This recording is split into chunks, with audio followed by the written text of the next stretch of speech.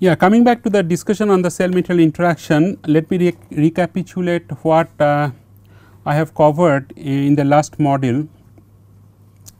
So, cell adhesion, it involves the first is the involves a adsorption of the protein molecules, and the cell adhesion proteins can bind to other molecules or ligands, the extracellular matrix, and this protein adsorption takes place at the beginning at the within first few minutes of the cell culture experiments. Now, after proteins absorb with specific conformation of the material, that specific conformation I have emphasized also in the last module, that is necessary because afterwards protein has to interact with the cell surface receptor proteins, and cell surface receptor proteins interact also with these adsorbed proteins. Now, this protein adsorption as I mentioned in the last module, that protein adsorption proteins are of different types which are which get adsorbed on the biomaterial substrate, and this protein adsorption typically follows Langmuir kind of isotherm. If you plot the protein absorption as a function of the initial protein concentration, you will get this kind of curve which reaches the steady state behavior. So, this is on this Langmuir isotherm behavior, and similar protein adsorption kinetics you can also explain in terms of kinetic dependence of the absorption if you plot the protein adsorption as a function of time. So, initially the monolayer proteins get absorbed, and then after that protein molecule. So, here it goes. So, this is the spreading particle model, what you see that density of the proteins, and then as a function of time of adsorption, if you plot, then it also reaches a steady state behavior. So, mathematically Langmuir isotherm can be explained by this particular equation, where Cs is the adsorbed protein density, Cb is your bulk protein density, K is your adsorption coefficient, M is the molecular weight of the specific protein of that you are concerned, and capital A is your surface area of the biomaterial substrate to which protein is exposed to. So, this is not a very linear type of equation. As you can see, Cs depends on the factor that Kcb by 1 by divided by 1 plus Kcb. This is the second expression which is also equally important in describing this Langmuir isotherms, that is d rho by dt, that is the change in the protein adsorption density with respect to the time of incubation, is equal to two terms. The first term is related to the adsorption, the second term related to the desorption. So, absorption terms, as you can see here, that Ka term, that is the adsorption coefficient, capital C is your bulk concentration of protein, which I have explained in the last equation as Cb term. So, here you can see this is the bulk concentration Cb, the same thing I am mentioned here C, or I can explain as that Cb term into 1 minus rho upon rho monolayer. So, rho monolayer is the monolayer protein concentration, rho is the concentration of the protein at any time t, Kd is the protein desorption coefficient, and rho is again absorbed protein density. So, this expression is valid only when your initial seeding concentration of the protein is kept constant, and this expression is valid at any given time t when t is constant and protein adsorption follows this Langmuir isotherm. Okay, this slide is essentially a recapitulation of what I have mentioned to you in the last module, the cell growth and proliferation. So, this is a typical experiment that has been shown in it without any biomaterial substrate on a cell culture tissue culture plastic, which is used as a reference or control sample in all the cell culture experiments. Now, what you see here, that initially cells start proliferating, then it forms a confluent monolayer, and when this press medium is pumped into across the cells, and then flow of the medium also simulates cell proliferation. So, if you give some media flow So, it is not a static culture, it is little bit more dynamic culture. So, if you give some flow, that means you are essentially giving some shear to the suspension culture, and therefore, cells numbers also would increase. So, tissue can grow by increasing the number of cells or size of the cells or intracellular substance. An increase in the cell number with increase in the culture duration is by far the most important criteria to quantify or to establish cell growth, which I have sufficiently explained in the last module. So, observation of cell morphological observation or quantification of the cells adhered to a biomaterial substrate needs to be done from a microscopic study. Here you see this is a 1 day, after 1 day this is your number of cells, and this is your 7 days the total number of cells, it is spreading all along the surface. So, this is the one of the very slowest growing cells, that is the L99 mouse fibroblast cells. So, if you now plot, if you have some observations at day 3 or day 5, and if you now plot this cell number, certainly you can see that this cell growth is kind of shows the very linear pattern. Now, one of the things in the last module I have mentioned that once a biological cell adheres to a material substrate, it sends soluble signaling proteins to neighboring cells, and cells after receiving the soluble signaling protein signaling molecules, they decide whether to go towards the biomaterial substrate or not, or they decide whether to adhere to a biomaterial substrate or not. Once this cell once these cells will adsorb on a biomaterial substrate, then there is an opportunity for the two neighboring cells also to interact with each other. In other words, these two neighboring cells, their cell surface proteins which can be exposed to each other, they also get an opportunity to interact with each other. So, therefore, that cell to cell interaction is being discussed in this slide. Now, what you see here, this is called homeophilic binding. Homeophilic binding means that so this is the cell surface receptors from cell A and cell B, which are of the same cell type, and this is the similar kind of cell surface receptors they come. So, they bind very easily with each other. Now, heterophilic binding means that there is two different type of cell surface receptors which is coming from two different cells, this A, C and D let us say, and then this is called heterophilic binding. Now, if this direct binding of two neighboring cell surface receptors is not possible, and it has to be mediated by a extracellular linker molecule, that is also possible. So, this is called type 3.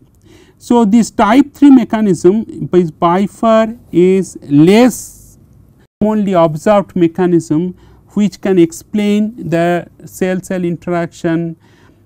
And the other things which is important for you to realize that once a cell adheres on a biomaterial substrate, cells also secrete some of the proteins molecules and some of the biological macromolecules which gets out of the cell to the exocytosis process to form extracellular matrix, which as I have explained in the last module as well. Once this extracellular matrix they form, which essentially composed of the elastin fibers as well as this fibrous collagen protein. So, this extracellular matrix has been shown here the way I am drawing here, or I am trying to sketch here.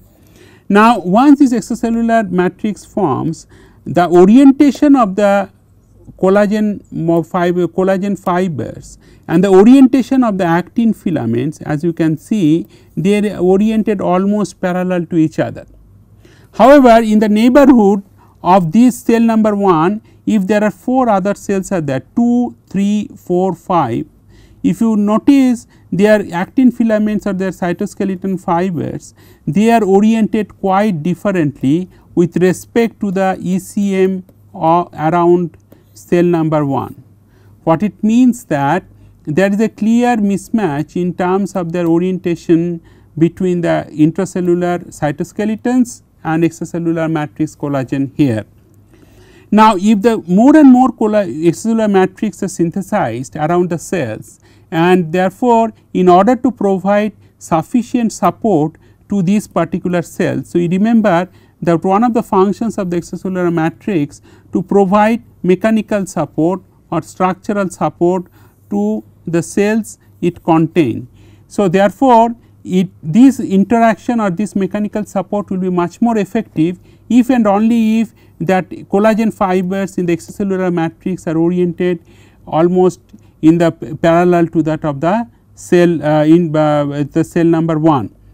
So, in the next slide, as you can see that as the extracellular matrix progresses, formation progresses, then this cell number 2 here and cell number 3, their cytoskeleton reorganization take place, and as I said that this is one of the way that cell kind of adapts to itself by cell shape changes, and that is what exactly happens. If you see the shell shape here in that marked as 2 and 3, and if you see the shell shape here marked as 2 and 3, you would be able to realize a distinct difference in terms of the cell shape and cytoskeleton orientation. And this cytoskeleton reorganization has been helpful now for ECM to provide more mechanical or structural support to cell number 2 and cell number 3.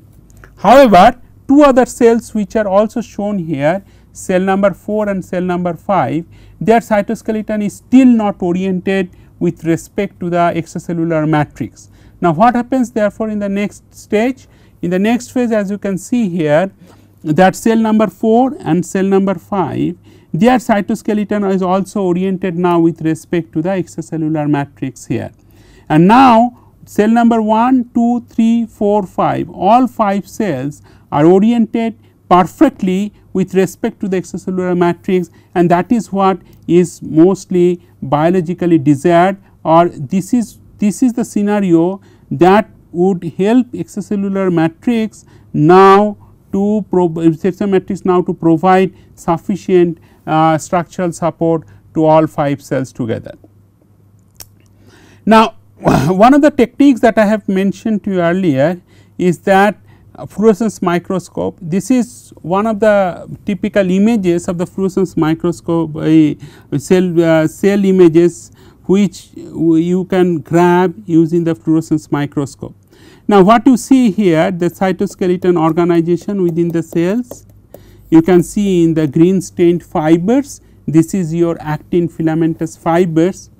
You also see the blue colored region, this is your DAPI, DAPI stained nucleus, and nucleus means you have a DNA. So, DNA intercalates with the DAPI stain, and therefore, it gives this blue colored. You also see somewhere this red colored dotted line, dotted points. So, this is like small organelles, and these organelles are essentially mitochondria. This mitochondria can be stained with microtracker, and with this staining that you can see here very clearly at least 3 organelles, 3 structural part. One is the cytoskeleton actin filament, one is nucleus, and one is mitochondria. Okay. Now, in reference to the significant discussion that I had in the last module, that once a cell adheres on a material substrate through these focal adhesion complexes. So, focal adhesion complexes, and these focal adhesion complexes, after that what will happen, that whether there are couple of opportunities or there are couple of options that the cell would have. One is that whether the cell would replicate means it will self propagate, like this cell would give rise to another daughter cell. So, 2 daughter cells, or cell would differentiate to another cell type, that is a different cell type.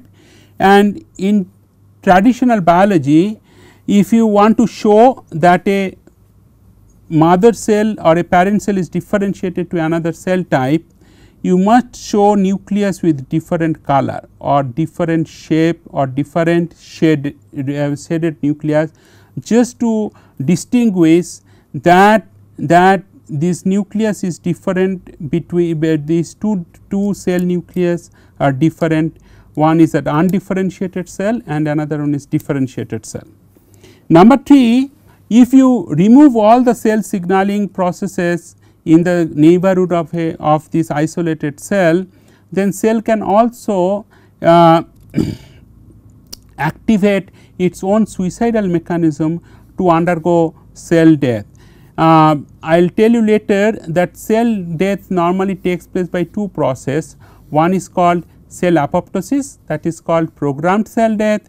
Another one is called cell necrosis, that is called accidental cell death. So, which is essentially due to the physical damage or to the tissue or cells.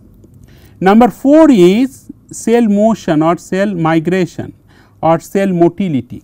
So, this motility, cell motility, cell migration, these are all synonymous terms. Okay.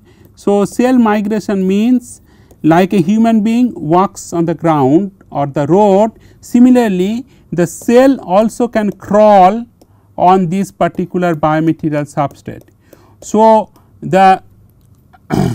this kind of transport or the going from one place to another on another non-biological synthetic surface, this process is known as the cell migration. And fifth one is cell adhesion that I have mentioned earlier. Now, all these processes, what I say, all these processes, that cell replication, cell differentiation, cell death, they are grouped under one particular name called cell fate processes. So, cell fate essentially means that when a cell is being cultured on a biomaterial substrate, what would be its fate? Means whether the cell would grow, whether cell would differentiate, whether cell would not be able to survive, or cell would adhere to the material substrate, or cell would migrate, or cell would become mobile on the biomaterial substrate. Remember, the cell migration or cell motility is kinetically extremely slow process. I will give you some numbers in the later on, and then you will realize that typically cell migration takes place with a speed of several microns per hour. That means, in a single hour a cell can move ahead by the process of migration only few microns. Few microns means 10 to the power minus 6 meter. So, then you can realize that how slow is the cell migration process. Now, all these cell fate processes are essentially the result of a coordinated cell signaling process. So, therefore, one has to also define what is cell signaling process. So, cell signaling process is nothing but a part of the cell communication, and the cell communication is essential to coordinate all the cellular activities, and it occurs in three principal ways. One is the soluble signal, second one is that insoluble signal, third one is a direct cell to cell contact. I will explain to you one by one, but first you see that what is soluble signals. So, soluble signals means like cytokines, like these are like growth factors. So, therefore, one has to explain what is growth factors also. So, growth factors are extremely small protein molecules which can stimulate certain cell fate processes like proliferation and so on. So, these small protein molecules means their molecular weight can be few kilodalton. So, chemokines is one of the growth factors that induce cell migration. Cytokines is one of the growth factors that classically cause proliferation and differentiation. But there are three type of growth factors also are important soluble proteins. Autocrine, auto means similar type of cells, paracrine means cell signal to neighboring signals, and endocrine means cell secretes growth factors which is transported through bloodstream and carried into a target cell. So, essentially cell signaling means you have a source cell and you have a target cell. So, source cell and target cell here, these signaling molecules. So, here signaling molecules can be transported to the from source cell to target cell, and as a result this cell signaling process, the cell communication takes place, and this cell signaling processes leads to the several cell signaling processes enable several set phase processes to take place. So, one of the cell signaling processes is through the tight junctions or gap junctions. These tight junctions or gap junctions are commonly seen in case of epithelial cells. Epithelial means that is the skin tissue cells. So, and then also this is any closely spaced cells, there the cell signaling can take place very easily, as you can see from here to here the cell signaling process take place. So, this is two neighboring cells, signaling cell and target cell, it is in the physical proximity. So, this is the example of direct cell to cell contact. What is the other things that I was trying to tell you is that from source cell to target cell, this process can take place by diffusion, or if there is any some blood vessels are there. So, these signaling molecules can be transported through the blood vessels and can get carried to the target cell also. So, this is the kind of third one, that is the endocrine signaling process, which I just explained. And if the signaling process goes by diffusion from one source cell to another target cell, then it is called paracrine signaling process. I mentioned about the growth factors. Here it is clearly mentioned, it is a small proteins of the order of size 15 to 20 kilodalton in size, and 1 dalton is equivalent to one weight of 1 hydrogen atom. So, the functions of the growth factors, that it can stimulate the cell growth, that is increasing in cell numbers and so on. There is other growth factors are there, various type of growth factors, which you may not remember all of them, but a few of them are being highlighted here. One is fibroblast growth factors. So, that is responsible for skeletal and nervous system development. You have insulin like growth factors, and another one you have transforming growth factor beta. So, that regulates cell growth and differentiation of many cell types. So, these three growth factors, perhaps it is useful to remember in the context of bone tissue engineering applications. So, this is what I was mentioning. Paracrine means it goes to diffusion, this is your source cell or signaling cell, and this is your target cell. So, there are 3 target cells here, this is target cell number 2, this is target cell number 3, and from the source cell the small signaling molecules is kind of transported through the target cell slowly. And what you notice here, the biological interaction is actually takes place not directly, but through cell surface receptor proteins. So, the signaling molecules they go, and then they will get they will immediately being tagged to the cell surface receptors. So, here again cell surface receptor is kind of being tagged to the signaling molecules, and as a result there is some downstream signaling mechanisms get activated in these target cells, and that downstream signaling mechanisms, once it is activated, they can help in the protein synthesis inside this target cell. They can also, if they are transported significantly and getting into the nucleus of the cell, then they can alter the gene expression of the target cell also, therefore, enables the differentiation process to take place. So, I have explained these things in a very nutshell or very brief, that how signaling molecules, when they are being transported, they can activate the protein synthesis, they can activate the cell differentiation process and so on.